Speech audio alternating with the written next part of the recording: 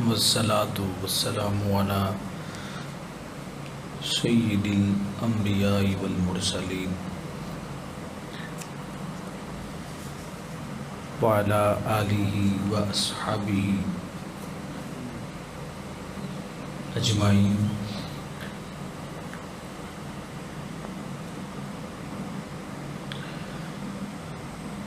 اما بعد، اعوذ باللہ من الشیطان الرجیم، بسم اللہ الرحمن الرحیم۔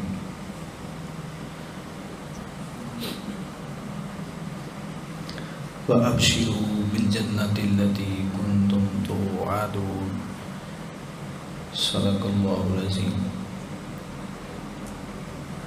الصلاۃ والسلام علیک یا سیدی یا رسول اللہ، الصلاۃ والسلام علیک یا سیدی یا رحمۃ للعالمین،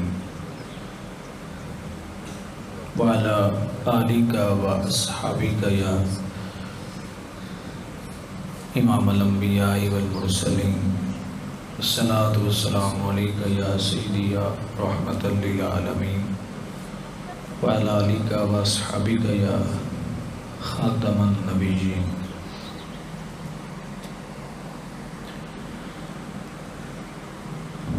حمد و صلاۃ کے بعد معزز و محتشم احباب ذی وقار،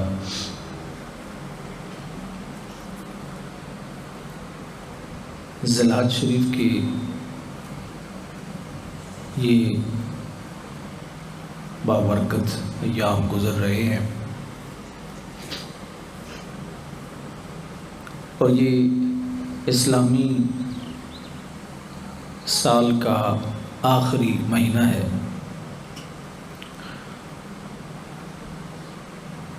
مختلف مذاہب کے لوگ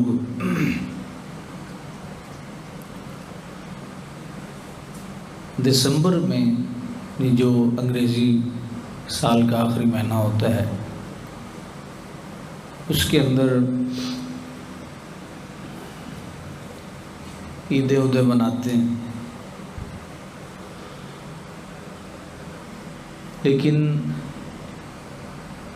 الحمدللہ مسلمانوں کی نظر میں ذی الحج شریف اور اس کے بعد جو اسلامی سال کا پہلا مہینہ محرم شریف ہے، یہ بڑی ہی عزت و عظمت کے لائق ہیں، چونکہ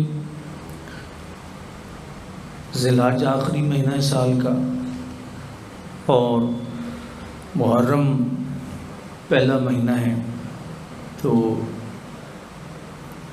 ان دونوں مہینوں کے درمیان میں 10 مہینے آتے ہیں، ابتدا بھی قربانی سے، انتہا بھی قربانی میں۔ اس لیے علامہ اقبال نے فرمایا تھا، رنگین و سادہ و غریب و سادہ و رنگین ہے داستان حرم، نہایت اس کی حسین ہے ابتدا اسماعیل۔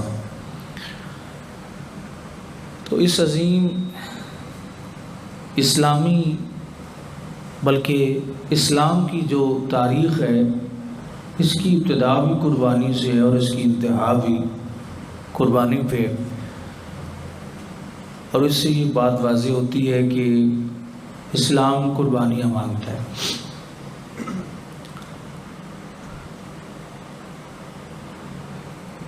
اور قربانی کا مطلب صرف یہی نہیں ہے کہ آپ جانور جو ہے وہ ذبح کریں، یہ تو صاحب نصاب کے لیے حکم ہے۔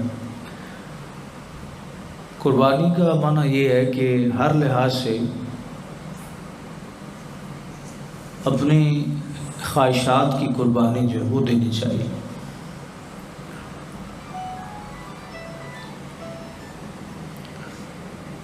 تو ذی الحج شریف کا یہ عظیم مہینہ جب ختم ہوتا ہے تو بلکہ اس سے پہلے ہی رسول پاک صاحب الاولاق صلی اللہ علیہ وسلم کی عظیم شہزادے حضرت سیدنا امام علی مقام رضی اللہ تعالیٰ عنہ آپ کی شہادت کے حوالے سے اہل محبت محافل کا انعقاد کرتے ہیں، جس میں حضرت امام علی مقام رضی اللہ تعالیٰ عنہ بلکہ تمام شہدائے کربلا جو ہیں ان کی بہادری اور جرأت کو خراج تحسین جو ہے پیش کیا جاتا ہے۔ تو اس کی آڑ میں مختلف لوگ اپنے مذموم مقاصد جو ہیں وہ بھی پورے کرنے کی کوشش کرتے ہیں، تو اس سے بچنا بہت ضروری ہے کہ ہم نے یہ محرم شریف کا مہینہ جو ہے وہ اپنے مسلک کے مطابق، اہل سنت کے مذہب کے مطابق کس طرح یہ عظیم مہینہ جو ہے وہ گزارا۔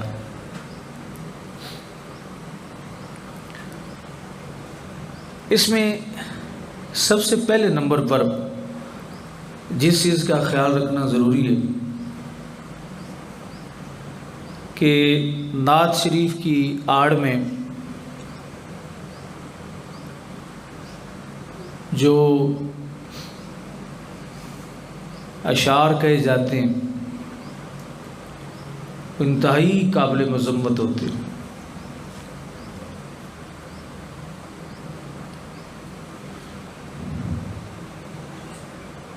مثلا ان لوگوں کا کوئی ایمان نہیں ہوتا، یہ ذہن نشین رہے بات۔ ان کا مذہب یہ ہوتا ہے کہ آپ ان کو قادیانیت کی تعریف کے لیے کہیں تو اس کے لیے وہ تیار ہو جاتے ہیں۔ جہاں پہ مجمع دیکھا کہ یہاں حضور نبی کریم صلی اللہ علیہ وسلم کے اہل بیت سے جھوٹی محبت کرنے والے لوگ بیٹھے ہیں تو وہاں ان کی شان بیان کرنا شروع کر دی، اور جہاں پہ مجمع دیکھا کہ یہاں صحابہ کرام سے محبت کرنے والے لوگ ہیں تو وہاں ان کی شان شروع کر دی۔ جس طرح یہ کلام آپ نے پڑھا نا، جس بندے کا کلام ہے، اب اس کے آپ کلام سننے تو اس نے صحابہ کرام کو انتہائی ڈیگریڈ کیا ہے، لیکن ایک موقع پر اس نے دیکھا کہ یہاں صحابہ سے پیار کرنے والے ہیں تو چلو یہاں نمبر لگا لیتے ہیں، تو پھر وہاں جناب صدیق اکبر کو بڑھا چڑھا دیا۔ تو ہمارے معاشرے میں یہ لوگ مسلک کے بھی ترجمان بنے ہوئے ہیں، تو آپ نے محرم الحرام کے اس پاک مہینے میں اس چیز کا خیال رکھنا ہے کہ نعت کی آڑ میں ہمارے عقائد کو خراب کرنے کی کوشش کی جاتی ہے، اور جب بھی محرم الحرام شریف کی محفل میں خطاب کروائیں تو انتہائی ذمہ دار، آواز تھوڑی جی کھولو، ایسے کھینچی جا رہی آواز میں، نرم نہیں چل رہا، انتہائی ذمہ دار اور غیرت مند شخص کا بیان ہونا چاہیے، کیونکہ جس بندے کے اندر اپنے مسلک کی غیرت نہیں ہے اس میں کسی معاملے میں بھی غیرت نہیں ہوتی۔ یہ ہمارے تجربے ہیں، جو اپنے مذہب سے اپنے مسلک سے وفا نہیں کرتا وہ کسی سے نہیں کر سکتا۔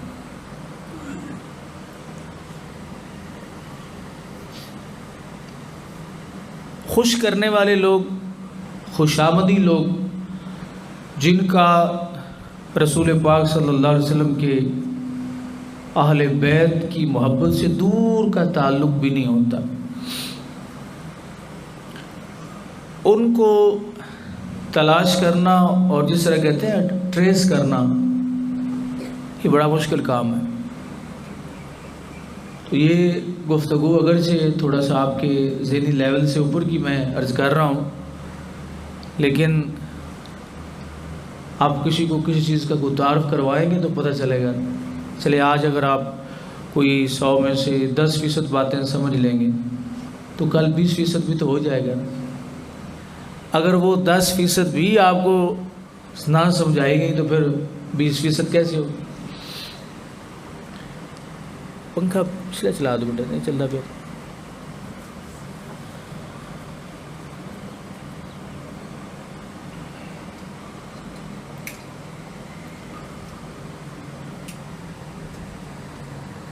اللہ تعالیٰ نے رسول پاک صلی اللہ علیہ وسلم کو جس آنکھ نے ایمان کی حالت میں دیکھا، رب نے ان کو جنت کی بشارتیں دی۔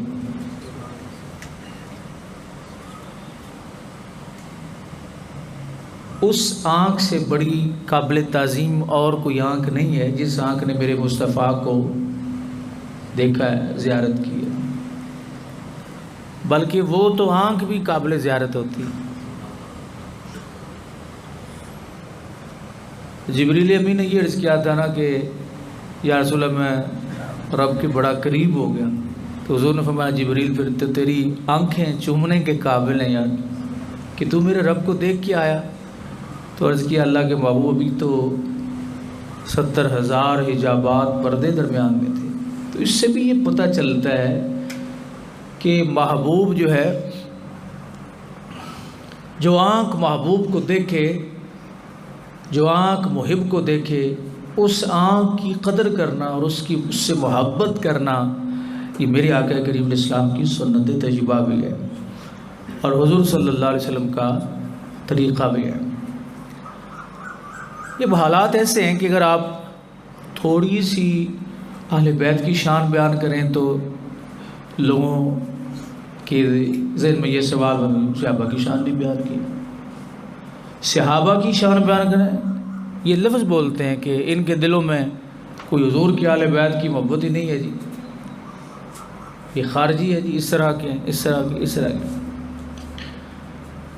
لیکن بات یہ ہے اہل بیت والے بھی ہم ہیں، صحابہ والے بھی ہم ہیں۔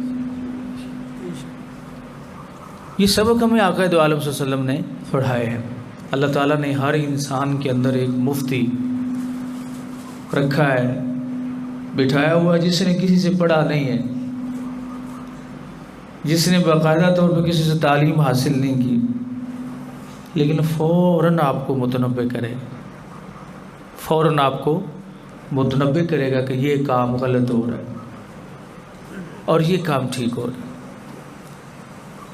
آگے تشریح ڈاکٹر صاحب۔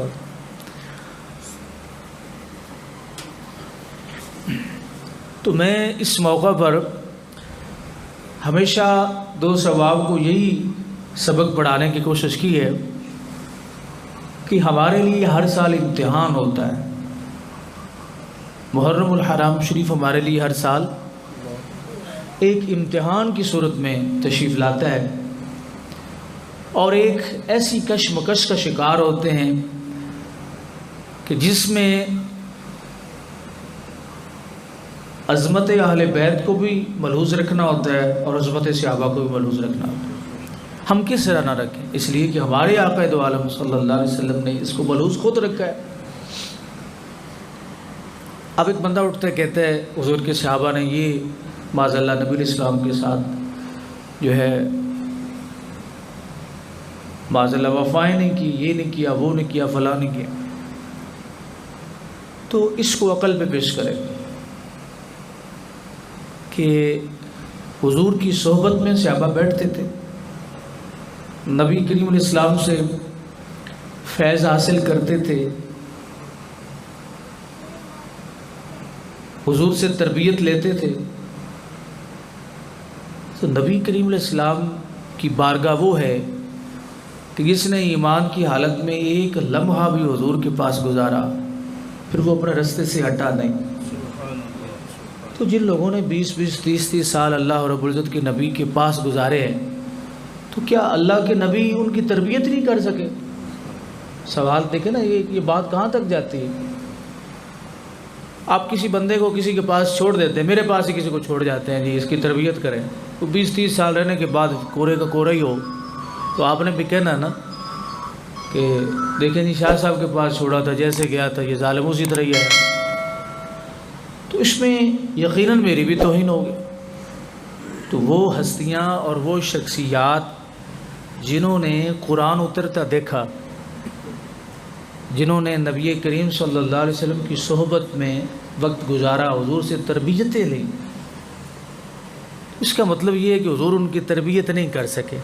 معذاللہ لوگ اعتراض کرتے وقت سوچتے بھی نہیں کہ ہم کیسی بات کر رہے ہیں، اور آپ سمجھتے ہیں کہ یہ اعتراض یہی ہوتا ہے کہ کوئی زبان سے یہ کہ حضور کے صحابہ نے یہ غلط کیا، یہ غلط کیا.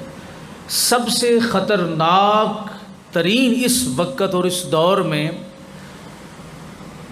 جو واردات ہے وہ یہ نعت کی صورت میں ہے، نعت کی آڑ میں ہے.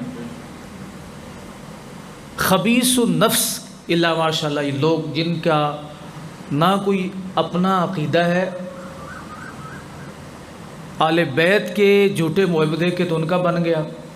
یہاں پہ دیکھا کہ شاہ صاحب بیٹھے ہیں، یہ صحابہ کرام سے بھی محبت کرتے ہیں، آل بیت سے، ان کے سامنے صحابہ کے اسم شروع کریں. پھر یہ میں تجربے کی بات پہ کی بنا پہ یہ بات کر رہا ہوں کہ بڑے بڑے حضرات جو ہیں وہ ان کا ذاتی کوئی عقیدہ نہیں، وہ قادیانیوں میں بیٹھے ہوں تو وہاں بھی نعت پڑھنے کے لیے تیار ہو جاتے ہیں، مرزائیوں میں بیٹھے ہوں تب بھی تیار ہو جاتے ہیں. بے وقوف آپ کو بناتے ہیں. آپ سمجھتے ہو یہ اہل بیت کا محب ہے، آپ سمجھتے ہو یہ صحابہ کرام کا محب ہے. یاد رکھیے اہل بیت اور صحابہ کی محبت کے بغیر اعمال قبول نہیں ہیں. کوئی شخص رسول پاک صلی اللہ علیہ وسلم کے اہل بیت کو اچھا نہ سمجھے، حضور کے صحابہ کو اچھا نہ سمجھے، جن کی وجہ سے اسلام ہم تک پہنچا ہے، تو یہ بہت بڑا فتنہ ہے. اس کو سمجھنا اور اس سے بچنا جو ہے بے حد ضروری ہے. میں اکثر عرض کیا کرتا ہوں کہ آپ جب بھی کوئی گھر میں محفل کروائیں، پروگرام کروائیں، تو آپ نے جو خرچہ کیا وہ ضائع ہو سکتا ہے. آپ نے جو لنگر بنایا ہے، دوستوں کو بلایا ہے، بجلی خرچ کرتے ہیں، ساؤنڈ والے کو پیسے دیتے ہیں، خطیب صاحب کی خدمت کرتے ہیں، نعت خوان کی اسے جوش میں آ کے وہ اچھا سر لگائے تو آپ بھی بے سرے ہو جاتے ہیں. یہی بات ہے، اچھا سر لگائے تو آپ خود بے سرے ہو گئے کہ آپ اپنی قیمتی دولت جو ہے اس کے اوپر ضائع کر دیں. تو اس میں صرف عوام کا قصور نہیں، کچھ ہمارا قصور بھی ہے. جب ایک عالم دین اٹھے گا شہر کا، وہ ایک جاہل آدمی جو شرکیہ کلام پڑھ رہا ہے اس کے اوپر پیسے پھینک رہے ہیں، عالم دین شروع کر دے، آپ کیا کریں گے؟ پنجابی شاہ نے واڑ بھی وائی نکھاندی ہے نا، حقیقت بات ہے، حالات ایسے ہیں، واڑ وائی نکھاندی جاندی. تو اس سے بچنا کس نے بچنا ہے؟ پیغام دینا یہ ہمارا کام ہے، اور اس کو محفوظ کرنا آپ کا کام.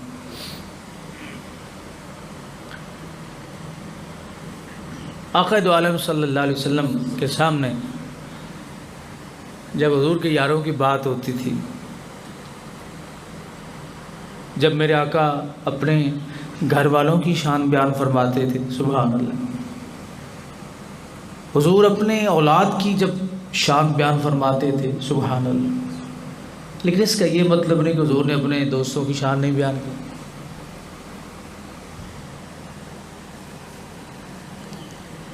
حضرت ابو موسیٰ اشعری رضی اللہ تعالیٰ عنہ سے مروی ہے، آپ فرماتے ہیں کہ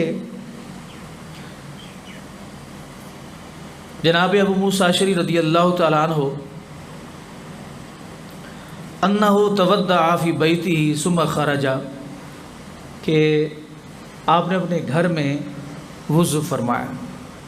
کس نے؟ حضرت ابو موسیٰ اشعری رضی اللہ تعالیٰ، حضور کے پاک سے آپ بھی گھر میں وضو کیا، اپنے گھر میں، پھر نکلے. فقال، کہتے ہیں آج میں ضرور نبی پاک صلی اللہ علیہ وسلم کی خدمت چ رہاں گا سارا دن. نے یہ تہیہ کیا لَأَلْزَمَنَّ رسول اللہ صلی اللہ علیہ وسلم، میں ضرور بھی ضرور آج رسول پاک صلی اللہ علیہ وسلم لَأَكُونَنَّ مَعَهُ يَوْمِي حاضر، آج کے دن میں حضور صلی اللہ علیہ وسلم کی خدمت میں سارا دن گزاروں گا۔ سارا دن جو اللہ کے نبی کی خدمت میں گزارتے ہیں، تو کیا اللہ رب العزت کے نبی نے ان کی تربیت ہی کوئی نہیں کی؟ کہتے ہیں حضرت ابو موسیٰ اشعری رضی اللہ تعالیٰ عنہ کہ وہ مسجد میں گئے تو صحابہ کرام رضوان اللہ علیہم اجمعین سے پوچھا کہ حضور کہاں ہیں؟ تو پتہ چلا کہ نبی علیہ السلام کہیں اور تشریف لے گئے۔ حضرت ابو موسیٰ اشعری رضی اللہ تعالیٰ فرماتے ہیں کہ میں حضور اسلام کے پیچھے پیچھے ہو لیا، لوگوں سے آپ کے متعلق پوچھتا جاتا کہ حضور کہاں ہے، حضور کدھر ہیں۔ نبی کریم صلی اللہ علیہ وسلم بیر عریس کے احاطے میں ایک کنواں تھا، اس کے احاطے میں آقا دو عالم صلی اللہ علیہ وسلم بیر عریس کے یعنی اس کنویں کے پاس جو ہے تشریف فرما تھے۔ میں نبی کریم صلی اللہ علیہ وسلم کو میں نے دیکھا، حضور نے قضاء حاجت سے آپ فارغ ہوئے، وضو فرمایا، اور میں اٹھ کے حضور اسلام کی خدمت کی طرف آپ کی طرف گیا۔ آپ کنویں پر منڈیر کے وصف میں تشریف فرما ہو گئے۔ آپ نے اپنی پنڈلیوں سے کپڑا ہٹایا اور ان پنڈلیوں کو پاؤں کو کنویں کے اندر لٹکا دی نبی علیہ السلام۔ حضرت ابو موسیٰ اشعری رضی اللہ عنہ فرماتے ہیں میں وہ مبارک پنڈلیاں آپ کی ان کی زیارت کر رہا دیکھ رہا۔ میں نے نبی کریم صلی اللہ علیہ وسلم کو سلام عرض کیا اور پھر میں آ کے دروازے پہ بیٹھ گیا، اس کنویں کا یا اس وہ باغ جو تھا اس کا دروازہ وہاں پہ آ کے بیٹھ گیا، اور میں نے کہا کہ آج میں رسول اللہ صلی اللہ علیہ وسلم کا دربان رہوں گا کہ حضور اندر تشریف فرمائے، میں دروازے پہ بیٹھا ہوں اور حضور علیہ الصلوۃ والسلام کا دربان ہوں، کوئی بھی آئے گا دروازہ کھٹکھٹائے گا تو میں کھول دوں گا۔ یعنی اس کو شرف سمجھ رہے ہیں جناب ابو موسیٰ اشعری رضی اللہ تعالیٰ۔ کہتے ہیں حضرت ابوبکر صدیق آ گئے، انہوں نے دروازہ دھکیلا تو میں نے کہا کون؟ انہوں نے فرمایا ابو بکر۔ میں نے عرض کیا ٹھہریے ذرا، میں نبی علیہ السلام کی خدمت میں حاضر ہوا، عرض کیا یا رسول اللہ صلی اللہ علیہ وسلم ابو بکر آئے ہیں، اندر آنے کی اجازت طلب کرتے ہیں۔ حضور نے فرمایا انہیں اجازت دے دو، انہیں اجازت دے دو، اور ایک اور کام بھی کرو یا رسول اللہ کو فرمایا یبشروک بالجنہ، اور انہیں جنت کی بشارت جو ہے وہ بھی سنا دو۔ بشرہ بالجنہ، انہیں جنت کی بشارت بھی ابو موسیٰ سنا دو۔ حضرت ابو موسیٰ اشعری رضی اللہ تعالیٰ عنہ فرماتے ہیں کہ حضرت صدیق اکبر رضی اللہ تعالیٰ عنہ کو میں نے اندر داخل کیا۔ اب نبی علیہ السلام ان کو جنت کی بشارت دے رہے، کن کو؟ حضرت صدیق اکبر رضی اللہ تعالیٰ عنہ۔ کیا حضور کی نگاہ میں کوئی معاملات تھے جو آپ نے ایسے ہی جنت کی بشارت جو دے؟ چھوٹے چھوٹے بچے، میں اکثر آپ سے یہ بھی کہا کرتا ہوں کہ یہ زیادہ تر مرض جو ہے نا یہ سادات کو ہوتا ہے، سادات کو یہ مرض سب سے زیادہ ہے۔ اور کوئی مرض جو ہے نا یہ جو دوائیوں والے ہوتے ہیں ان کو مرض لگ جائے، ڈاکٹر کو کوئی مرض لگ جائے تو اس کا علاج کرنا بڑا مشکل ہوتا ہے۔ کسی ڈاکٹر کو کوئی مرض ہو نا تو اس کا علاج کرنا مشکل ہوتا ہے، ڈاکٹر دوسروں کے علاج تو کرنے میں وہ اس کے لیے آسانی ہوتی ہے، لیکن اسے خود کو مرض لگ جائے تو اسے علاج کرنا اپنا مشکل ہو جاتا ہے۔ مرض لگی تو دماغ جو ہے وہ آؤٹ ہو گیا، وہ فہم و فراست ذہن میں نہیں رہتی، جس کو مرض لگی کمزور ہو جاتا ہے بندہ، تو اب کسی اور سے دوائی لینا بھی مناسب نہیں سمجھتا، کہتا میں خود ڈاکٹر ہوں۔ کبھی کوئی شخص کسی پیر صاحب کے بیعت ہونے کے لیے جائے تو پیر صاحب نے کبھی کوئی اور دروازہ بھی دکھایا ہے؟ بتائیں، سب کچھ ادھر ہی ہے، بس چھوڑو، آپ کو کہیں اور جانے کی ضرورت نہیں ہے۔ لیکن پہلے یہ ہوتا تھا کہ جب بزرگوں کے پاس لوگ بیعت کے لیے جاتے تھے وہ کہتے تھے یار آپ تلاش تو کریں کہ آپ کا فیض میرے پاس ہے بھی کہ نہیں ہے۔ وہ استخارے کا حکم دیتے تھے کہ پہلے استخارہ کرو۔ اب استخارہ ویسے ہی وہ چھوڑ گئے لوگ کیونکہ جی ہمارے اپنے مقاصد ہیں۔ تو نبی کریم صلی اللہ علیہ وسلم نے، اچھا یہ سیدوں کو میں عرض کر رہا تھا، یہ مرض زیادہ ہے، چھوٹے چھوٹے بچے بھی جناب ابو بکر صدیق رضی اللہ عنہ کو گالیاں دیتے۔ یہ عام ہوگی اب بات نا، مجھے روزانہ کی خبریں ملتے رہتی، میں اپنی خاندان کی بات کر رہے ہیں۔ چھوٹے چھوٹے بچوں کو انہوں نے جناب صدیق اکبر رضی اللہ تعالیٰ عنہ سے لے کر حضرت عثمان غنی رضی اللہ، ان خلفاء کے بارے میں تو کل وہ لوگ بھی خاموش تھے، آج چھوٹے چھوٹے بچے گالی دے کے جناب صدیق، وہ صدیق اکبر جن کے بارے میں نبی کریم صلی اللہ علیہ وسلم فرما رہے ہیں حضرت ابو موسیٰ اشعری رضی اللہ تعالیٰ عنہ سے، بشرہ بالجنہ، ابو موسیٰ اندر بھی داخل کر اور جنت کی بشارت بھی دے، خوشخبری بھی سنا دے انہیں جنت کی۔ تو حضرت ابو موسیٰ اشعری رضی اللہ تعالیٰ فرماتے ہیں میں نے جناب صدیق اکبر رضی اللہ تعالیٰ کو اندر داخل کیا اور انہیں جنت کی بشارت جو ہے وہ دے دی، اور وہ بھی جا کے حضور کے پاس سے دائیں جانب بیٹھ گئے۔ جس طرح رسول اللہ صلی اللہ علیہ وسلم نے اپنے پاؤں کنویں میں لٹکائے ہوئے تھے، جناب صدیق اکبر اسی طرح پاؤں لٹکا کے بیٹھ گئے حضور کے ساتھ۔ اب یہ جوڑی کیسی خوبصورت لگ رہی ہوگی، سبحان اللہ، بیٹھنے کا انداز بھی ایک۔ اور بعض روایتوں میں آتا ہے کہ جب صدیق اکبر لے کے نا نبی علیہ الصلوۃ والسلام کے ساتھ ہجرت کر کے جب مدینہ تشریف لائے نا تو اہل مدینہ پر مشتبہ ہو گیا صدیق کون ہے، اللہ کا نبی کون ہے، کیونکہ کثیر لوگوں نے حضور کو نہیں دیکھا ہوا تھا، جناب صدیق اکبر کو بھی نہیں دیکھا ہوا تھا۔ نبی علیہ السلام سے صدیق اکبر کا تعارف زیادہ اس لیے تھا کہ آپ تجارت کے لیے مختلف علاقوں میں تشریف لے جاتے تھے، تو رستے میں رنگ ایسا چڑھانا، حضور کا رنگ ایسا چڑھانا کہ بتانا مشکل ہو گیا کہ آقا کون ہے، غلام کون ہے۔ لوگ صدیق کی طرف دوڑ کے آتے کہ یہ اللہ کے نبی، تو اکثر صدیق کہتے میں ان کا غلام ہوں، میں ان کا غلام ہوں، اللہ کے نبی تو وہ ہے۔ اس طرح کا رنگ ابو بکر صدیق رضی اللہ تعالیٰ عنہ کے اوپر چڑھا تھا کہ پہچاننا مشکل ہو گیا تھا۔ تو جنہوں نے رنگ چڑھایا ہے، سبحان اللہ، اس لیے حضرت ابو بکر صدیق رضی اللہ تعالیٰ عنہ کے بارے میں کوئی بات کرنا، یہ حضور کے بارے میں بات کرنا۔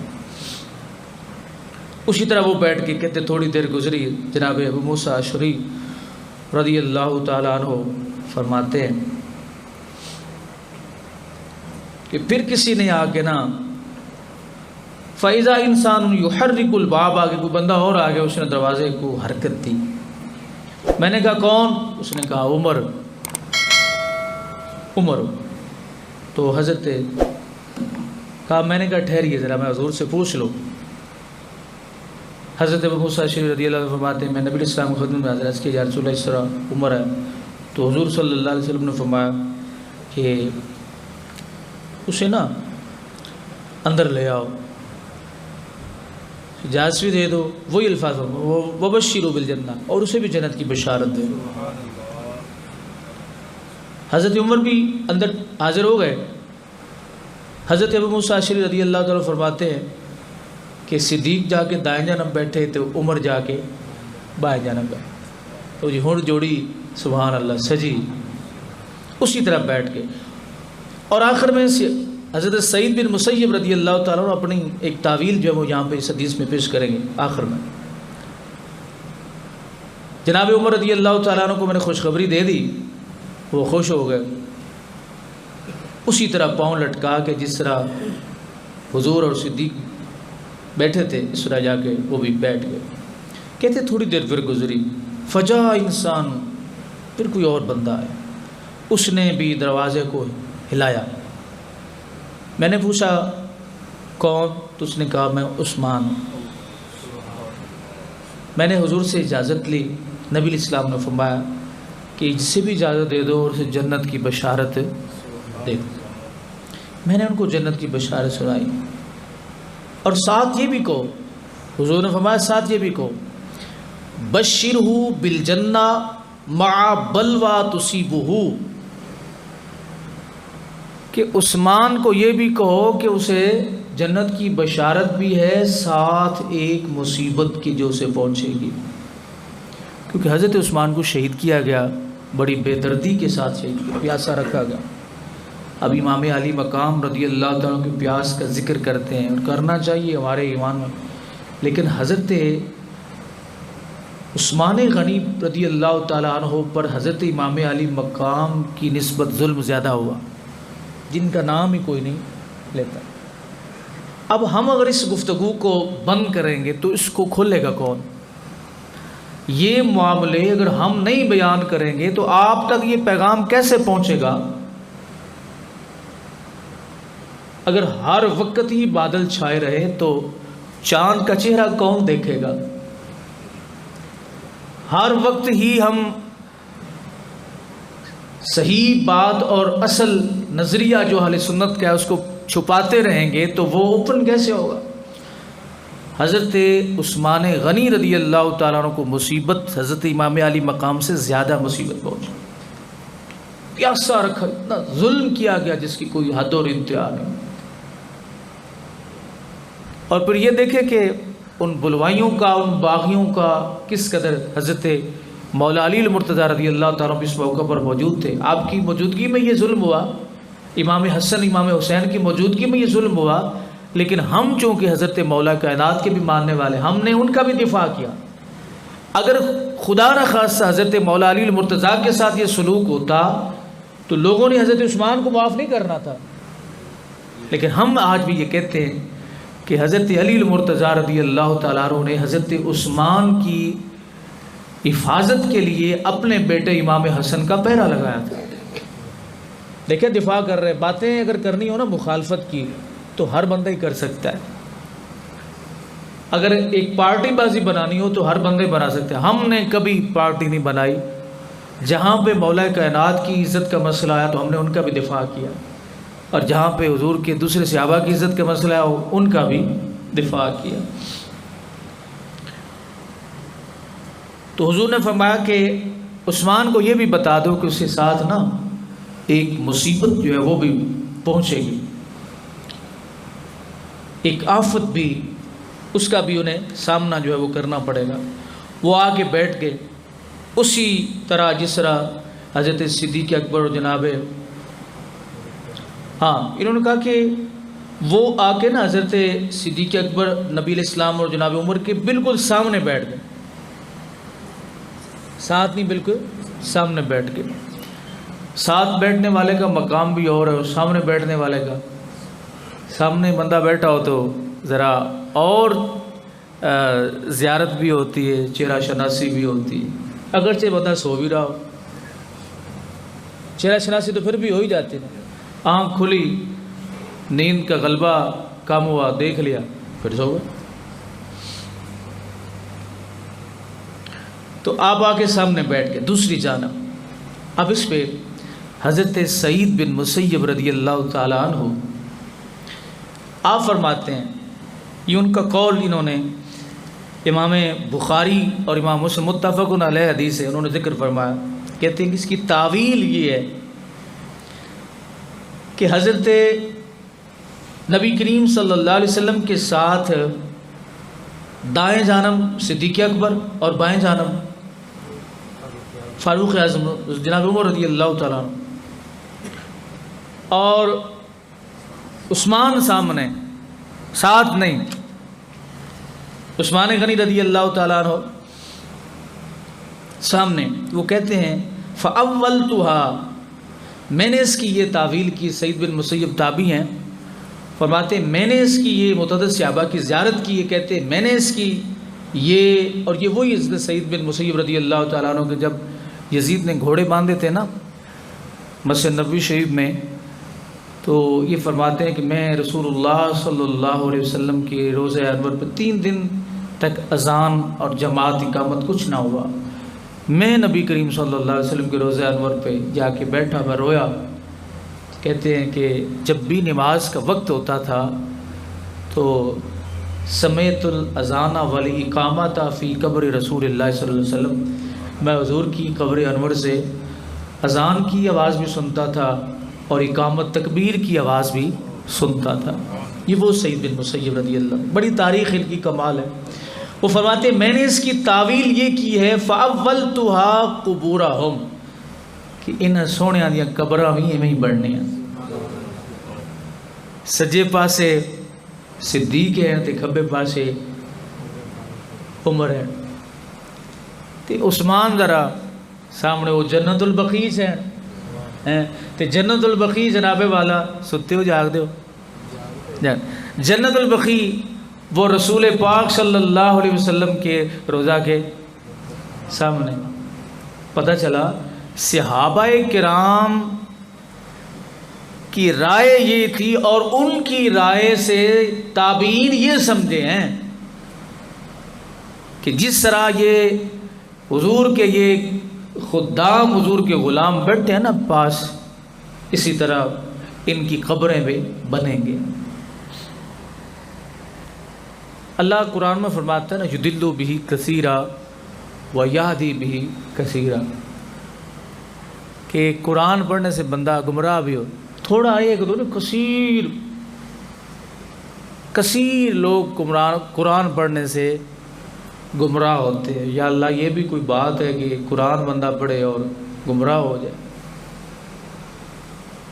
وہ بندہ ہوتا ہے قرآن پڑھ کے گمراہ ہے؟ سوال تو ذہن میں پیدا ہوتا ہے۔ جب آپ قرآن کو اپنی مرضی سے پڑھیں گے بغیر کسی استاد کے، اور استاد بھی ایسا ہونا چاہیے جو صحیح العقیدہ ہو، ورنہ وہ خود بھی ڈوبے دوسروں کو بھی لے ڈوبے ہیں۔ ایک بہت بڑا زمیندار فوت ہوا نا، تو اس کی نماز جنازہ کے لیے 2 شخصیتوں کو بلایا گیا۔ یہ ہمارے علاقے کی بات ہی ہے، بہت بڑی شخصیتوں کو بلایا گیا۔ ایک کا تعلق اہل سنت سے تھا اور ایک کا بناوٹی اہل سنت سے تھا، کیونکہ اب یہ حرکتیں ہیں نا کہ کل بھی کراؤ ساتے بھی کراؤ، کہ ایسے تو یہ پھنستے نہیں ہیں، ان کو کل ساتے کی آڑ میں پھنساؤ اور بندے بناؤ، پھر ان کو آگے پہنچاؤ۔ تو وہ جو زمیندار صاحب تھے، ان کے بیٹے نے جو بناوٹی اہل سنت تھا اس کو کہا کہ آپ جنازہ پڑھائیں، جنازہ پڑھا دیں۔ اب جنازہ سے بہت سنگا جی دعا کروائیں، اس کہتا میں نے تو دعا نہیں کرنی۔ اب اس بیوقوف کو پتہ نہیں تھا کہ یہ کیا، نہیں سمجھتے نا، ہر چیز کی سمجھ ہوتی ہے، ہر شے کی سمجھ نہیں سمجھ ہوتی تو اپنے نظریات کی نہیں ہوتی۔ جس بندے کو اپنے عقائد کی، اپنے نظریے کی سمجھ نہ ہو، وہ کام کیسے کر سکتا ہے؟ آپ جس بھی فیلڈ کے ساتھ تعلق رکھتے ہیں، کسی مشینری کے ساتھ آپ کا تعلق ہے، کسی زمینداری کے ساتھ آپ کا، کسی بھی فن کے ساتھ آپ کا تعلق جو آپ کا ذریعہ روز، اس کی نزاکتیں سمجھتے ہوتے ہیں کوئی نہیں، کہ اس طرح کریں گے تو اس طرح ہو جائے گا، اس طرح کریں گے تو اس طرح ہو جائے گا، یہ چیز اس طرح کر رہی تو کیا اس میں خرابی ہے؟ تو جس طرح وہ نزاکتیں سمجھتے ہیں، اسی طرح اپنے عقائد و نظریات کی نزاکتوں کو سمجھنا بھی ضروری ہے، ورنہ یضل بہ کثیرا، بندہ گمراہ ہے۔ اب بیٹا کہہ رہا ہے کہ میرے باپ کی نماز جنازہ آپ نے پڑھائی تو حضرت جی دعا بھی کر دیں، وہ کبھی ادھر منہ کر لے کبھی ادھر منہ کر۔ اب بیٹے کو پتہ نہیں ہے کہ یہ اصل میں اندر معاملہ کیا ہے۔ انہوں نے اہل سنت کے جو بڑے عالم تھے ان سے کہا کہ آپ دعا کرو، انہوں نے کہا نہیں، جس نے جنازہ پڑھایا ہے دعا بھی آج وہی کرے گا۔ اب وہ بار بار اصرار وہاں پہ، یعنی اتنی دیر میں دعا ہو جاتی جتنی دیر میں یہ تکرار شروع ہو گئی، وہ کہے یہ کروائے، وہ کہیں یہ کروائے۔ تو انہوں نے اہل سنت کے عالم نے کہا کہ جب تم پڑھا رہے تھے تم ہر لحاظ سے مجھ سے کم ہو، بتاؤ کتنے دورہ حدیث کروائے تو نے، کتنی حدیثیں تمہیں زبانی یاد ہے؟ اس وقت میں تمہیں نظر نہیں آیا، اب دعا کے لیے میں معتبر بن گیا ہوں، مجھے عزت دینا چاہتے ہو؟ بتاؤ لوگوں کو کہ تم نماز جنازہ کے بعد دعا مانگنا تمہارے نزدیک جائز نہیں ہے۔ اب جب یہ بات کہی نا تو وہ چپکے سے نکل گیا وہاں سے.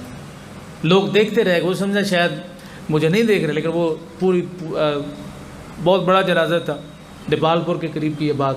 تو وہ نکل گیا جناب وہاں سے لیتا دیتا, اور پھر انہوں نے کہا جی آپ مہربانی فرمائیں, آپ دعا جو ہے وہ کروائیں.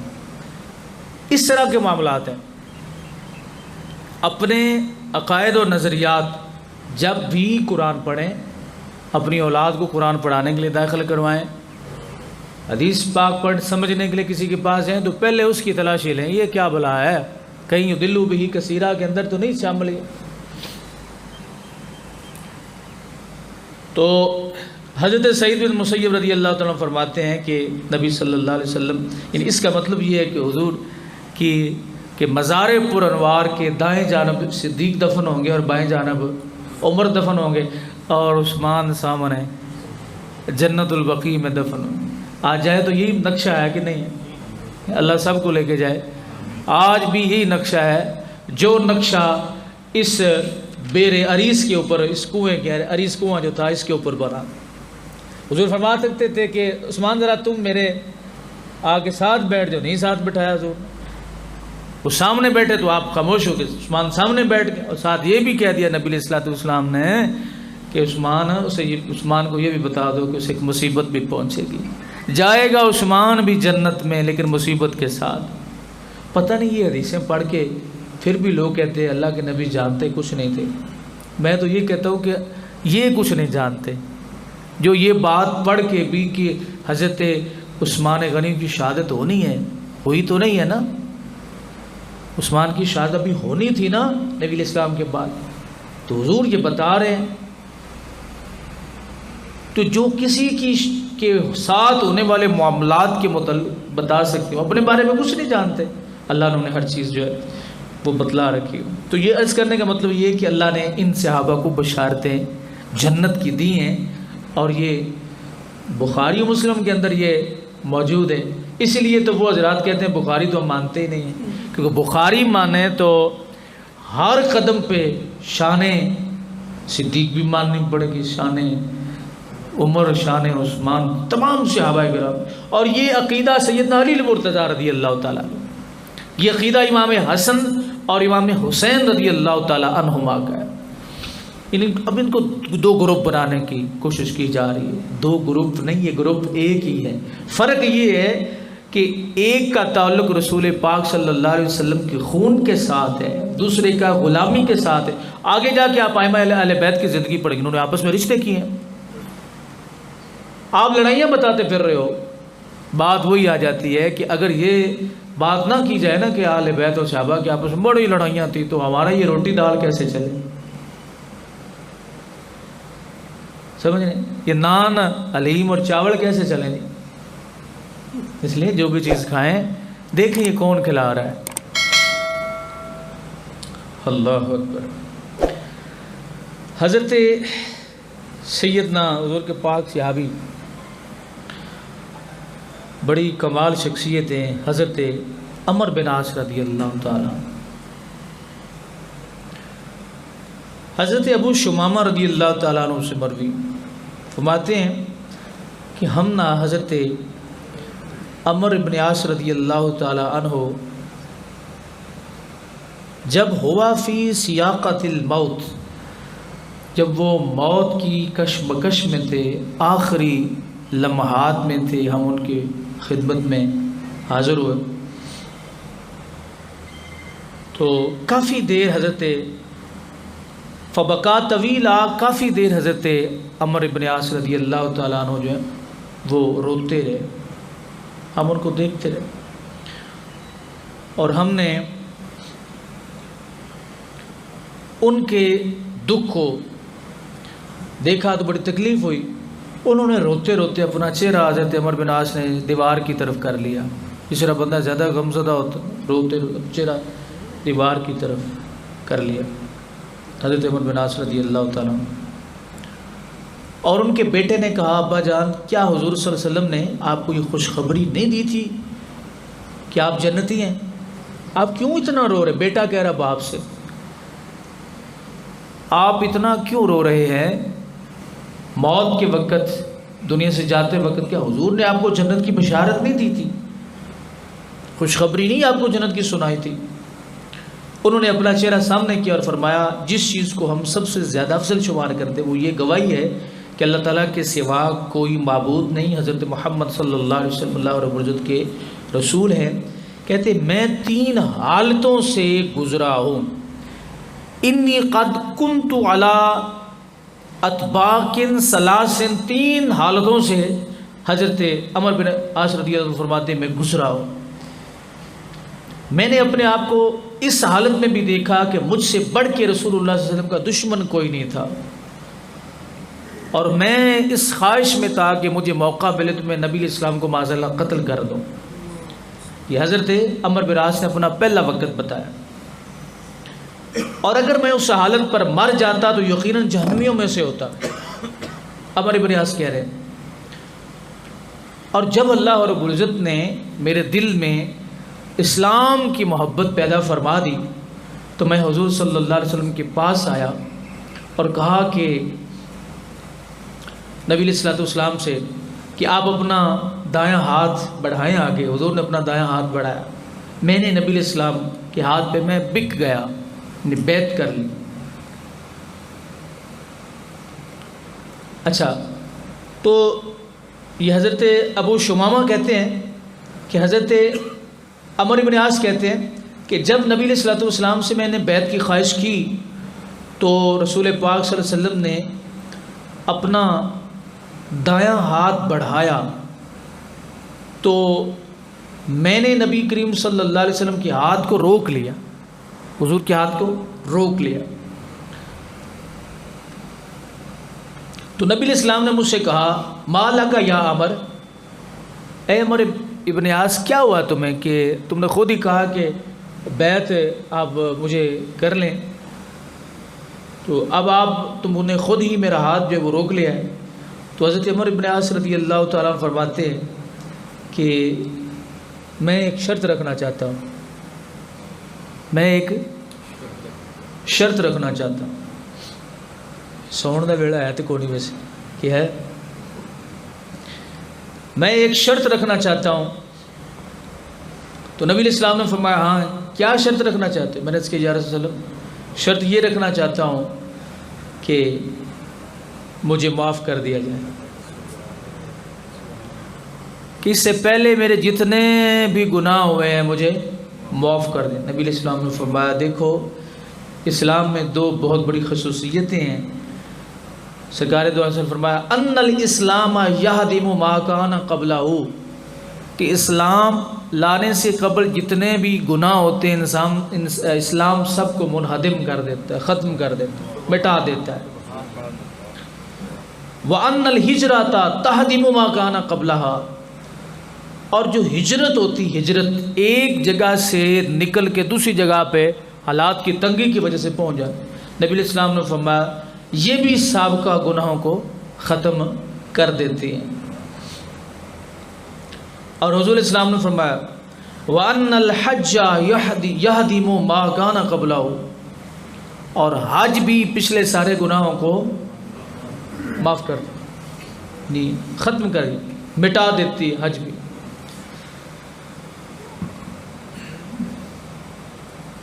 تو کہتے ہیں یہ دوسرا دور میرا، کہتے ہیں کہ نبی کریم صلی اللہ علیہ وسلم کی ذات سے زیادہ مجھے اس وقت کوئی محبوب نہیں تھا، اور میری حالت یہ تھی، حضرت عمر بن عاص رضی اللہ عنہ فرماتے ہیں کہ حضور کی تعظیم و جلال کی وجہ سے میں آپ کے رخ انور کو نظر بھر کے دیکھ بھی نہیں سکتا تھا، کہ مجھے جب میں سرکار کی جانب دیکھتا نا تو مجھ سے دیکھا نہیں جاتا تھا۔ جب کسی سے بہت زیادہ محبت ہو جاتی ہے ان انتہا درجے تک تو اس کو دیکھنا ذرا مشکل ہو جاتا ہے۔ تو کہتے ہیں میں آنکھیں بھر کے حضور کو اپنے محبوب کو دیکھ نہیں سکتا تھا، اور نہ ہی میری آنکھوں میں آپ سے زیادہ کوئی عظیم تھا، میری نگاہوں میں اور بھی کوئی شخص جچتا نہیں تھا جتنی رسول کریم علیہ السلام سے مجھے ان سے محبت اور پیار الفت ہو گئی۔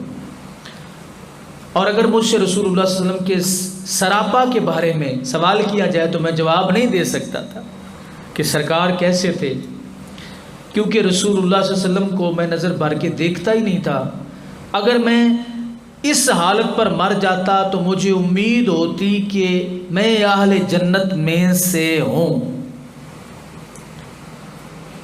پھر حضرت عمر بن عاص فرماتے ہیں تیسری آیت، پھر ہمیں کچھ امور کا والی بنایا گیا، مجھے معلوم نہیں کہ اس سلسلہ میں میرا کیا حال ہے جب میں فوت ہو جاؤں۔ یہ تیسری حالت اپنی بیان کر رہے ہیں اور پیغام دے رہے ہیں لوگوں کو کہ صحابہ کرام رضوان اللہ علیہ مجمعین کا عقیدہ کیا تھا۔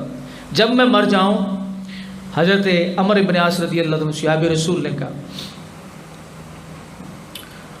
تو میرے جنازے کے ساتھ کوئی نوحہ کرنے والی عورت نہ جائے اور نہ ہی آگ جائے۔ جس طرح جنازہ نکالا جاتا ہے تو بیویاں جو ہے وہ شور مچانا شروع کر دیتی ہیں، چیخو پکار شروع کر دیتی ہے، اونچی آواز سے پیٹنا شروع کر، وہ کوئی عورت نہ، آگ بھی نہ ساتھ جائے، کوئی آگ لے کے بھی نہ نکلے۔ اور جب تم مجھے دفن کر لو تو مٹی ذرا آہستہ آہستہ ڈالنا۔ حضرت عمر بن عاص رضی اللہ تعالیٰ عنہ تھوڑی تھوڑی کر کے میرے اوپر مٹی ڈالا۔ ایک صحابی اپنی اولاد کو یہ بیٹے کو یہ درس دے رہا ہے، آہستہ آہستہ مٹی ڈالنا۔ ثم اقیموا حول قبری، پھر میری قبر کے ارد گرد حلقہ بنا کے کھڑے ہو جانا۔ کتنی دیر؟ کہتے اتنی دیر جتنی دیر میں قربانی کے جانور ذبح کیے جاتے ہیں۔ اونٹ کو جتنی دیر میں نہر کیا جاتا ہے، اس کی کھال اتارنے میں جتنا وقت لگتا ہے، جتنا اس کا گوشت بنانے میں اور آگے تقسیم کرنے میں وقت لگتا ہے، اتنی دیر فرمایا میری قبر کے اوپر ٹھہر جانا۔ تو آپ کے بیٹے عرض کرتے ہیں گوشت تقسیم کرنا، اب یہ اندازہ لگا لیں کتنا ٹائم لگتا ہے، یعنی جو ماہرین ہیں کتنا وقت لگاتے ہیں اونٹ کو نار کر کے کھال اتارنے میں اور اپنا اس کی گوشت بنا کے تقسیم کرنا۔ یا تو چھوٹا سا بکرا ساری دیہڑی جو ہے وہ گزار دیتا ہے، ایسے ہو تو اونٹ کتنا ٹائم لگتا ہوگا؟ آپ ایک محتاط اندازے کے مطابق جو اہل عرب ہیں وہ کہتے ہیں کہ وہ 3 سے 4 گھنٹے کا وقت جو ہے وہ ایک اونٹ کو مکمل اس کے گوشت تقسیم کرنے تک وہ لگاتے ہیں۔ تو اتنی دیر صحابی کہہ رہے ہیں میری قبر کے اوپر کھڑے رہنا۔ آج کتنی اولاد جو ہے اپنے ماں باپ کی قبر کے اوپر کھڑے رہتے ہیں؟ کیوں نہیں؟ دفنانے کے بعد زیادہ ختم پاک پڑھتے ہیں، اذان دی ختم پڑھا فوراً بھاگ گئے، پیچھے مہمان آئے بیٹھے ہیں ان کو ملنا ہے، یعنی مرتے وقت ہی سیاست شروع ہو جاتی ہے۔ اپنے تعلق جو ہے وہ مرنے والا تو یہ بتا گیا ہے بھائی کہ یہ معاملات ہیں، اب جو پچھلے وہ کہہ رہے ہیں کہ تو گیا ہمیں اپنے معاملات سیدھے کرنے دیں، وہ تعلقات نبھانے کے لیے وہ اس کو پانی پلاؤ، اس کو کھانا کھلاؤ، اس کو یہ کھلاؤ، جو باپ کے ساتھ قبر میں بنی ہوئی، جو ماں کے ساتھ قبر میں بنی، اس کی فکر ہی کوئی نہیں تمہیں۔ فرمایا اتنی 4 گھنٹے میری قبر کے اوپر صحابی کہہ رہے ہیں میرے لخت جگر میرے بیٹوں بیٹھ جانا۔ آپ کے بیٹے کہتے ہیں اس سے فرق کیا ہوگا؟ فرماتے حتی استانس بکم، میں تم سے مانوس رہوں گا، فرشتے آئیں گے اور سوال کریں گے من ربو کا ما دینوں کا۔ تو جب میرے بیٹے باہر کھڑے ہوں گے نا تو میں کانفیڈنس کے ساتھ پر اعتماد ہو کے ڈٹ کے ٹک کے جواب دوں گا۔ فرشتے کے سوچیں گے نا کہ کیا معاملہ ہے بھائی، آپ کے ساتھ کیا ہوا ہے، اتنے ڈٹ کے جواب ہو تو میں نہیں باہر میرے پتر کھڑے، تو پتر کھڑے ہوں گے تو فائدہ ہوگا نا۔ پتر پہنچے ہوئے ڈیرے میں کھانا کھلا رہے ہیں، ابا پہ کی مشکل میں جان جو مشکل میں ہے، وہ قبر میں فرشتے آئے ہیں، ابا ڈر رہے ہیں میں جواب کیسے دوں۔ بیٹے جو ہیں وہ موجیں کر رہے ہیں، وہ اپنے کپڑے شپڑے سیدھے کر رہے ہیں، دفنا کے آئے کپڑوں پہ مٹی لگ گئی ہے، کپڑے چینج کرنے لوگ آ رہے ہیں، ابا کے اوپر بنی ہوئی ہے قبر میں۔ تو فرمایا کہ میں تم سے مانوس رہوں گا، فرشتے آئیں گے، میں بڑے اعتماد کے ساتھ ٹک کے بیٹھ جاؤں گا۔ اور یہ حضور کے صحابہ کی بھی عظمت اور شان ہے نا کہ وہ قبر میں بھی جا کے ٹک، جناب عمر رضی اللہ تعالیٰ سے حضور اسلام موت کے یعنی قبر کی مناظر جو ہے وہ بیان فرما رہے تھے، منظر کشی فرما رہے قبر میں اس طرح ہو گئے. حضرت عمر عرض کرتا ہے یا رسول اللہ میری قبر چ بھی ایویں ہی ہونا ہے. یہ فرشتے آ سن جناب تے وہ آ کے سوال کر سن گے تے پوچھن گے تے دسن گے ہاں بھئی کی معاملہ ہے، اللہ کون ہے، نبی کون ہے، کی کردا رہے ہیں، کی کہندا رہے ہیں. تے جناب عمر نے عرض کیتی ہے سونیا ساڈی قبر چ بھی ایویں ہی ہونا ہے. حضور نے فرمایا عمر تیرا معاملہ اور ہے. یا رسول اللہ وہ کیسے؟ فرمایا تو قبر میں جائے گا نا تو فرشتوں کے آنے سے پہلے تو اٹھ کے بیٹھا ہو، قبر اٹھ کے بیٹھا. وہ تم سے کہیں گے کہ مر ربو کا، کہنا چاہیں گے تم ان سے پہلے کہہ مر ربو کو ماں. جناب منکر اور نکیر صاحب ذرا دسو تہاڈا دوواں دا رب کون؟ جدو فرشتیاں کو پوچھا جائے گا تہاڈا دوواں دا رب کون ہے تو وہ چپ ہو جان گے. مجبوراً دسنا جواب دینا. تواڈے کو پوچھو تہاڈا رب کون، تسی خاموش ہو جاؤ. یہ جواب دینا واجب ہے کہ ساڈا رب کون ہے؟ اللہ. وہ فرشتے دوئیں آکھن گے ساڈا رب تے اللہ ہے. وہ اگلا سوال کرنا چاہن گے تسی عمر تو پہلے دوجا سوال ہوئی سارے سوال جڑے انہاں کرنے ہو تو کر دے سے. وہ مڑ ایک دوجے والے ویکھ سن آسان بھی پتہ نہیں اتنے سانو پیپر لون واسطے گلا گیا پرچہ یا پرچہ دیون واسطے گلا گیا. امتحان لینے کے لیے قبر میں بھیجا گیا نا یا امتحان دینے کے لیے؟ یہ عجیب بندہ ہے تو سانو لینڈ حاضر کیتی کھڑا ہے. تو یہ میرے مصطفیٰ کے غلاموں کی شان ہے بھائی، یہ حضور کے غلاموں کی عظمت ہے، شان ہے. جن کو گالیاں دیتے ہیں لوگ حضور کہہ رہے ہیں قبر میں جو ان کا پروٹوکول ہو کسی کو نہیں ہوگا. اور انشاءاللہ اللہ کے فضل سے قیامت کے دن امام علی مقام حضرت مولا علی المرتضیٰ، امام حسن، آئمہ اہل بیت، یہ جڑے لوگ انہاں دی محبت دے وچ حضور دے یاراں نوں برا کہندے خود چترول کرن گے. ساڈا کیدا ہے؟ ساڈا ایمان. پوچھیں آپ امام جعفر صادق سے، پوچھیں آپ امام محمد باقر سے، جن کی تعلیمات جو ہیں ان کو بگاڑ کے اس طرح لوگوں کے سامنے رکھا گیا کہ جیسے وہ ساری دشمنی نبھاتے رہے، آپس میں لڑائیاں لڑتے رہے. تو حضور نے پھر ان کی کیا تربیت کی ہے؟ حضرت علی المرتضیٰ نے پھر اپنے بیٹوں کی کیا تربیت کی ہے؟ امام حسن نے، امام حسین نے اپنے بیٹوں کی کیا تربیت کی ہے؟ امام زین العابدین نے اپنے بیٹے امام محمد باقر کی کیا تربیت کی ہے؟ امام محمد باقر نے امام جعفر صادق کی کیا تربیت کی کہ وہ اس طرح لڑائیاں لڑتے رہے؟ بھائی لڑائیاں نہیں لڑتے رہیے، تمہیں غلط سمجھ آئی ہے. تم اپنی لڑائیاں لڑنے کے لیے ان کی لڑائیاں بنا کے بیٹھے ہو. جو اسلام کو فائدہ ان ائمہ اہل بیت نے دیا ہے تم تو سوچ بھی نہیں سکتے. ان کی ساری ہاں یہ الگ بات ہے کہ مخالفین رہے، لڑائیاں بھی ہوتی رہیں، سب کچھ ہوتا رہا، لیکن انہوں نے اسلام کا کام نہیں چھوڑا، دین کا کام انہوں نے نہیں چھوڑا. حاکم وقت جو ان کے ساتھ ظلم بھی کرتے رہے، لیکن وہ آنکھ جس نے رسول اللہ کو دیکھا اس نے حضور کی کسی آل بیت کے ساتھ ظلم نہیں. کتنے لوگ ہیں میدان کربلا میں بتائیں جی؟ کتنے آپ یہ کہتے ہیں کتنے تن شہید ہوئے ہیں؟ 72 تن شہید ہوئے ہیں. ان میں یہ 72 کے 72 اہل بیت ہی تھے. 17 کے قریب لوگ اہل بیت حضور کی اولاد میں سے تھے. باقی کون تھے؟ اور باقی صحابہ کی اولادیں تھیں نا. کب بھی سمجھ نہیں آ رہی اگر صحابہ حضور کے مخالف ہوتے تو اپنی اولادوں کو امام حسین کا غلام بننے کا حکم دیتے. تاریخ کے اندر اتنا ظلم ہوا، جس نے جو چاہا اس نے لکھ دی. مجھ سے پرسوں کل بیٹھے تھے ہم، پرسوں ایک ہمارے عزیز ہیں مجھ سے پوچھ رہے تھے کہ حضرت بابری گنج شکر اور دیگر جو سلسلہ چشتیہ کے بزرگ ہیں، دیگر آپ ان کے متعلق کبھی آپ نے بیان نہیں کیا.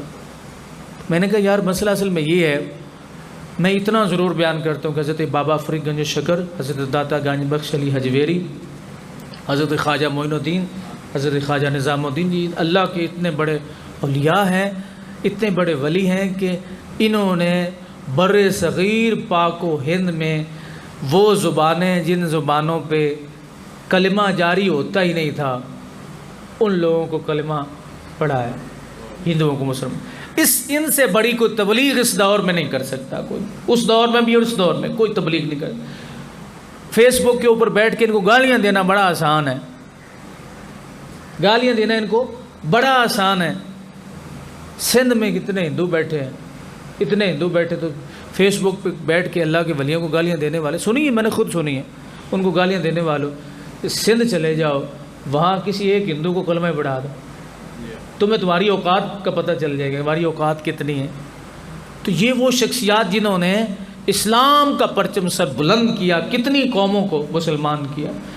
تو یہ ان کی تعلیمات ہیں کہ انہوں نے اسلام کی خدمت کی۔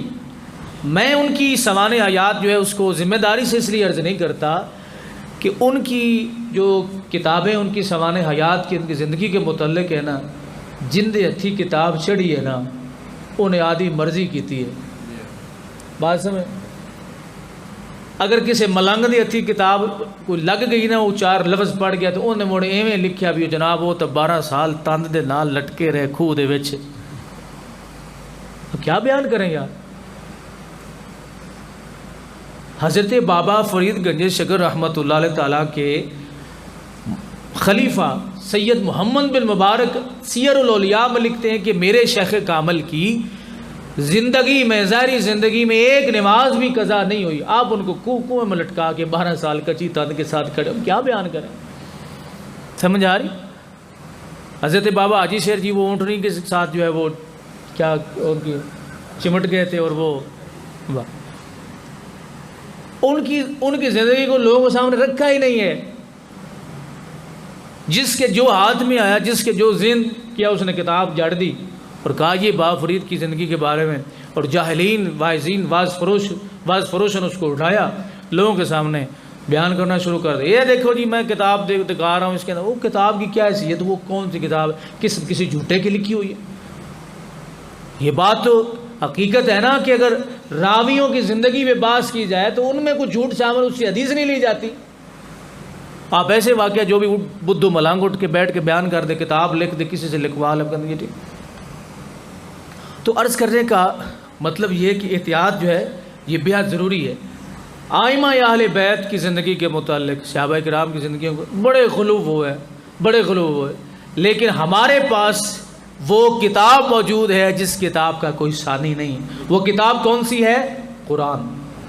اللہ نے اس قرآن کے اندر فرمایا رضی اللہ عنہم، کوئی صحابی اس سے مستثنا نہیں۔ اللہ فرما رہا ہے کہ میں اپنے محبوب کے سارے غلاموں پہ کیا ہوں؟ راضی ہوں۔ رضی اللہ عنہم وارادو عنہ، تے او بھی سارے میتھوں راضی۔ تے جو کوئی چوڑا چمار نہ بھی راضی ہوئے تے کوئی فرق پہندا ہے؟ صرف آپ کو بتلانا مقصود ہے۔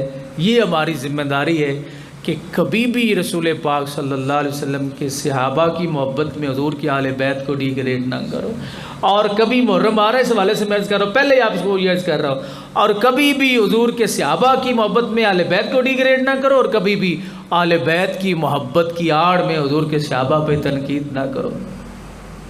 ان کے متعلق ہلکی سی میل بھی نہ لاؤ، وہ سارے وراء الورا ہیں، اور یہ ایمان کے لیے بہت ضروری ہے۔ طوفان آیا ہوا ہے آج کل، اس بات طوفان آیا ہوا ہے، بربادی ہو رہی ہے، تباہی ہو رہی ہے، اور آپ ایسے ہی جاتے ہیں ہر محفل، یہ نہیں دیکھتے یہ گدھا یہ گھوڑا ہے، یہ نہیں دیکھتے یہ کیا ہے، کیا بیان کیا جا رہا ہے، کیا بلائیں گھر میں پروگرام کرائیں، نعت خان سے پوچھے ہوئے کی پڑھنا ہی ہوئے، سانو شیعہ والے تے جناب وہ بدعقیدہ لوگوں والے مرثیت نہیں سناتے جانے نہیں۔ شان بیان کرنی ہے کس کی؟ امام حسین کی، شہدائے کربلا کی۔ وہ شان کیا ہے کہ آپ کا ثانی کوئی نہیں۔ آپ اتنے بہادر، اتنے ظالموں کو سامنے دیکھ کر بھی پیچھے نہیں ہٹے، رو رہے ہیں، چیخ رہے، چلا۔ امام حسین رضی اللہ تعالیٰ کے دوسرے عالم روئے میدان میں، جو روتے تو واپس نہ آ جاتے۔ آپ ان کی بزدلی کا جو ہے اس کی تبلیغ کرتے، لوگوں کو بتاتے، وہ روتے رہے اس طرح کوئی وہ خوش تھے، وہ خوش تھے اس لیے کہ اللہ فرماتا ہے وَبَشِّرْهُ بِالْجَنَّةِ وَأَبْشِرُوا بِالْجَنَّةِ الَّتِي كُنْتُمْ تُوعَدُونَ، جن کے سامنے جنت کے نظارے ہوں، جو جنتی نوجوانوں کے سردار ہوں، وہ نظارے وہ پانے کے لیے کا وقت قریب آ چکا تو وہ پیچھے ہٹنے والے ہیں۔ ان کی شان بیان کرو، ان کی توہین نہ کرو۔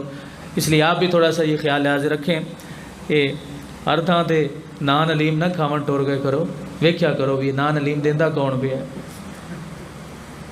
اچھا یہ حدیث میں مکمل کر دو، ابھی ہیں 5 منٹ جی۔ اچھا تو وہ انہوں نے حضرت عمر بن عاص رضی اللہ فرمایا ایسا کر کے مٹی ڈالنا، یہ پیغام بھی آپ کے لیے ضروری ہے۔ ایسا کر کے، یعنی اگر والدین فوت ہوں تو ان کو اس انداز میں دفنائیں، بیٹے کو یہ وصیت کریں، نصیحت کریں کہ بیٹا مر جاؤں تو قبر پہ مٹی ایسا ایسا ڈالنا، جان نہ چھڑاویں، کئیاں نال شروع ہو جاویں، میں تیرا پیو ہاں تے میں سونا داج لے کے تیرے کول جاواں، سونا داج لے کے جاواں۔ جیڑی دھی نو شے کوئی نہ ہوندی تے سسرال چ ہوندی عزت ہوندی ہے؟ دسو، اللہ سر نہیں ہلا دے پیو، نہیں ہوندی نا۔ تے جیڑا پیو تے جیڑی ماں خالی ہاتھ جاون، اولاد انہاں بھی نہ کر سکے، اے داج بھی نہ دے سکے، تے انہاں نو اگا فرشتے عزت کرنی انہاں دی۔ اپنی اولاد کو یہ سکھانا بے ضروری ہے۔ ہولی ہولی پتر ہولی ہولی مٹی پاوے، ایسا ایسا جان نہ چھڑاوے۔ میں تواڈے واسطے بڑا کچھ کیتا ہے، میں تواڈے واسطے بہت کمایا، تواڈے واسطے بڑے بڑے محل بنا چھڈے، تواڈے واسطے جائیداداں بنا چھڈی، جاگیراں بنا، تسی بیٹھ کے بھی کھاندے رہو تے مکدیاں کوئی نہیں، پر میں جلے مر جاواں تے مٹی ہولی ہولی پاوے، ایسا ایسا پاوے تے محبت نال پاوے، پیار نال پاوے، تھوڑی تھوڑی کر کے پاوے۔ میں نہیں کہہ رہا، یہ رسول اللہ کے صحابی کہہ رہے ہیں، بتا رہے ہیں، ہمیں سمجھا رہے ہیں۔ اور انی دیر لا چھڈے، جنی دیر 4 گھنٹے لا چھڈے، قبر تے بہ جاوے، اٹھے نہیں، تسی بیٹھے رہسو۔ تے جناب عمر بن عاص فرماندے نے، پترو تسی میری قبر تے بیٹھے رہسو نا تے میں تواڈے نال مانوس رہساں، مانوس رہساں کہ میرے پتر میرے کول بیٹھے نے۔ کنڈ تے کوئی ہوے نا تے پھر لڑائیاں چنگیاں لڑیندیاں کہ نہیں، تے میں تواڈے نال مانوس رہواں گا۔ قبر دے وچ عمر بن عاص قبر دے وچ پہنچن والے نے تے آندے پے نے تسی باہر کھڑے ہو سو تو میں تواڈے نال حد ہوگی۔ صحابہ کا عقیدہ سمجھ میں نہیں یار، لوگ کہتے ہیں ہر چیز مار کے مٹی ہوگی، ختم ہوگی، وہ کہہ رہے ہیں میں جب قبر میں پہنچ جاؤں گا تو تمہارے ساتھ میرا کانٹیکٹ رہے گا، تمہاری محبت کے جو انداز ہیں میں قبر میں محسوس کروں گا۔ میرے پتر خوشی نال کھڑوتے، جان نہیں پہ چھڑا دے۔ پتہ چلا یہ اس وقت کا عقیدہ ہے، آج کے کسی خبیث کا عقیدہ نہیں ہے، یہ اس وقت کے حضور کے صحابہ کا یہ عقیدہ ہے۔ قبر میں پہنچ بھی جائیں گے تب بھی پیچھے تعلق رہے گا، تم گئے تو کام خراب ہوگا، میں ڈر نہ جاؤں، میں فرشتوں کے سوالوں کے جواب دینے میں گھبرا نہ جاؤں۔ حضور کو دیکھا ہوا ہے اور کہتے ہیں گھبرا نہ جاؤ۔ حضور کی محفلیں اٹینڈ کی، کہتے ہیں تیسرا وقت تھا یہ مجھ پہ، میں گھبرا نہ جاؤں، لیکن کہا اس بات کا خیال رکھنا اگر میں حضور زندہ ہوتے ظاہری طور پہ اور میں اسی وقت دنیا سے چلا جاتا، جس طرح میری آنکھوں میں حضور کے علاوہ کوئی چہرہ اور جچتا نہیں تھا، لیکن اب وقت کافی گزر گیا، حضور کے دنیا سے آپ تشریف لے گئے، اب درمیان میں کچھ ہو سکتا ہے مجھ سے کوئی خرابیاں اس طرح کی ہو گئی ہوں، وہ نظارہ کیے بڑا عرصہ ہو گیا ہے، تو میں قبر میں پہنچوں تو میرا حال یہ ہے کہ میری قبر کا معاملہ سیدھا ہو جائے، اور پھر میں مانوس رہوں گا تم سے، اور میں دیکھوں گا کہ خدا کے بھیجے ہوئے فرشتے جو ہیں خدا وانظرا ماذا اراجع به رسول ربی، کہ میرے رب کے بھیجے ہوئے جو فرشتے ہیں میں ان کو دیکھوں کہ میں ان کے سوالوں کے جواب کی میں ڈٹ دینا۔ یہ پتر باہر کھڑوون قبر دے اوتے تے پیو آندا ہے کہ میں سوالاں دے جواب ڈٹ کے دیساں تے مڑ میں اس امتحان چوں فیل نہیں ہوں۔ پتہ چلا اولاد اگر قبر کے اوپر کھڑی ہو جائے نا، بیٹے پتر کھڑے ہو جائے تو اتنا فائدہ ہوتا ہے۔ یہ پتر کھڑو کے قرآن پڑھتے رہنا تو پھر نہیں سر۔ اللہ تعالیٰ سانو سارے نو عمل توفیق دے، اللہ بے ادبی گستاخی تو بچن دا حسبہ نصیب فرما۔ واخر دعوانا الحمدللہ رب العالمین۔